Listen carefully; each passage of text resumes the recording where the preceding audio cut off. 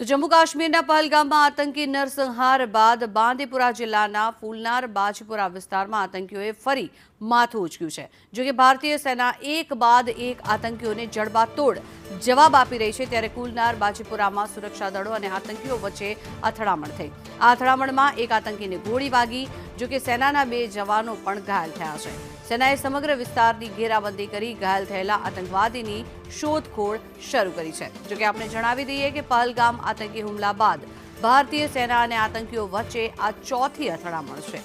સેનાના 2 જવાનો પણ ઘાયલ થયા છે। ત્યારે મહત્વનું છે કે ફૂલનાર બાજપુરા વિસ્તારમાં અથડામણના દ્રશ્યો સામે આવ્યા છે।